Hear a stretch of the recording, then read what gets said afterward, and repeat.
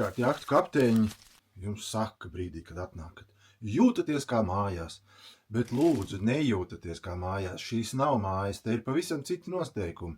Piemēram, ja jūs uz galda atstājat kafijas krūzīti, pēc mirkļa tā var tikt apgāsta.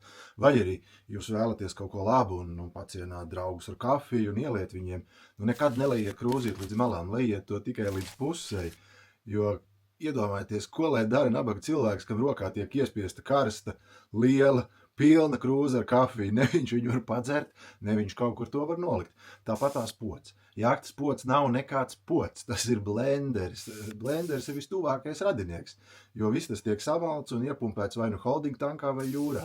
Tāpēc nedariet kā mājās, nemetiet tur higienas preces un daudz papīru un īstenībā vispār papīru.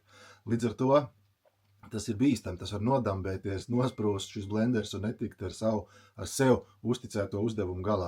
Cits jahtu podu tips ir radinieks velosipēda pumpim. Pamēģiniet samest papīru tajā. Tāpatās arī, piemēram, dušošanās. Mājās jūs stāvat stundām dušā, dziedat savas mīļākās ārijas un varbūt pat viegli dancojat. Bet jahtā ūdens ir salīdzinoši maz un aktīvi lietojot, tas var beigties pat pirmajā dienā.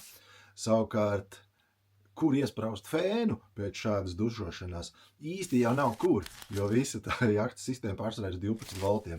Ok, ir tādas, kurām ir ģeneratori, ir tādas, kurām ir kaut kādas sistēmas, bet tas galīgi nav standarts.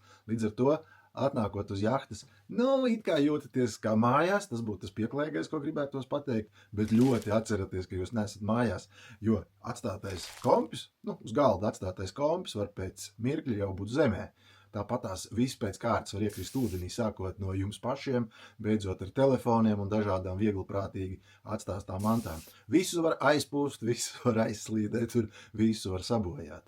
Labāk nekad nepieskaraties, neko neaiztiekat, bet, ja to visu ievēro un zin, kā aiztikt, tad jau tā bauda ir diezgan liela. Tiekamies uz ūdeņiem!